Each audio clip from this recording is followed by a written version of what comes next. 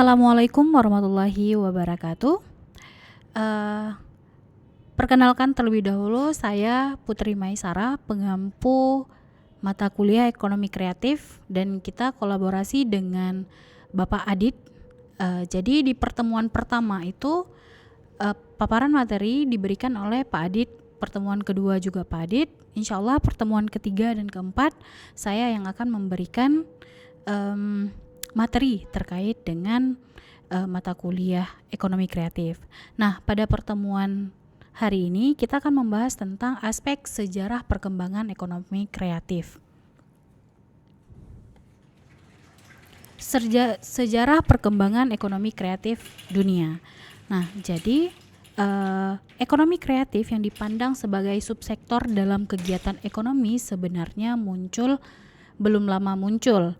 Pada dekade awal 1990-an di Australia timbul persoalan mengenai mekanisme pendanaan yang berkaitan dengan kebijakan sektor seni dan budaya, sehingga muncullah istilah Creative Nation yang dikeluarkan oleh Australia. Nah, pada pertemuan sebelumnya itu kita membahas tentang apa sih itu kreatif, kemudian bentuk kreatif itu ada dua, yaitu berawal dari ide, kemudian menghasilkan sebuah produk.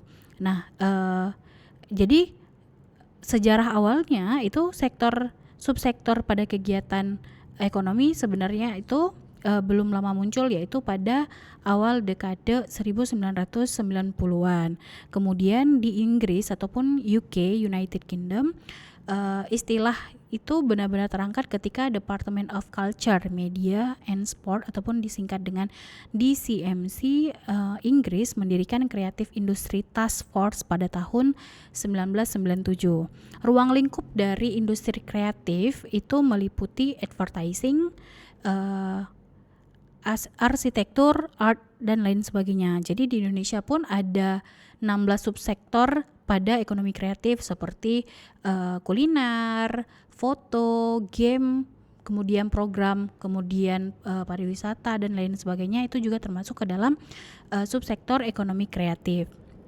Nah, kemudian gimana dengan Indonesia? Nah, pada waktu berikutnya banyak negara di Indonesia itu mengadopsi konsep yang dilakukan di Inggris, yaitu Norwegia, Selandia Baru, Singapura, Swedia, dan tentu saja Indonesia tidak mau kalah dan tidak mau ketinggalan dengan istilahnya sendiri, yaitu ekonomi kreatif. Nah, ini adalah sejarah perkembangan ekonomi kreatif di dunia. Nah, teman-teman dapat lihat bahwa dimulai dari tahun 1965 itu sudah mulai, cuman muncul yang paling terlihat itu di tahun 1990,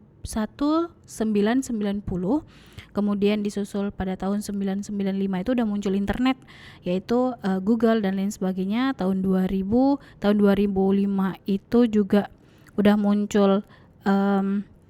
Ini teman-teman kita zoom dulu. Nah,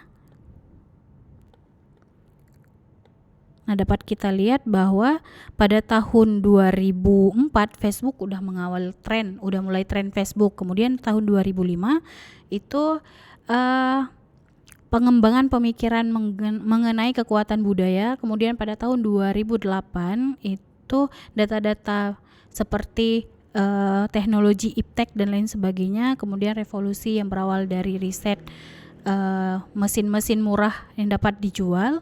Kemudian tahun 2010 juga Apple merilis iPad yang segera memasarkan industri tablet dan sebagainya. Kemudian pada tahun 2013 itu Google mengumumkan serangkaian inovasi yang dijanjikan untuk menguncangkan industri kreatif.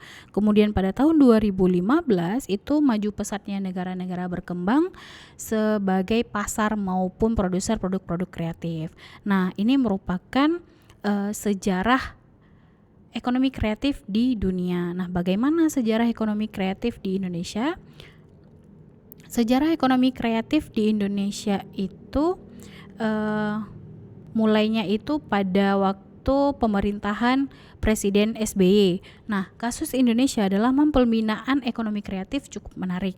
Kenapa menarik? Karena ekonomi kreatif itu muncul melalui kebijakan negara.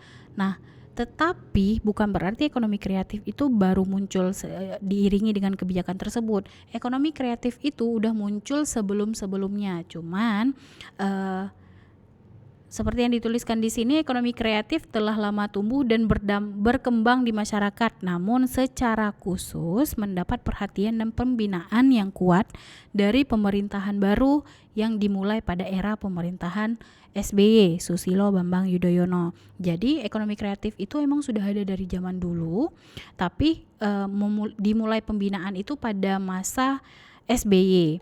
Nah, kemudian ada instruksi pemerintah nomor 6 tahun 2009 tentang pengembangan ekonomi kreatif, sehingga peraturan presiden nomor 92 tahun 2011 yang menjadi dasar hukum terbentuknya Kemenparekraf ataupun kementerian baru yang mengurus tentang ekonomi kreatif, yaitu Kementerian Pariwisata dan Ekonomi Kreatif. Nah, pada masa itu menterinya adalah Mari LK Pangestu. Nah, Kementerian Pariwisata Ekonomi Kreatif.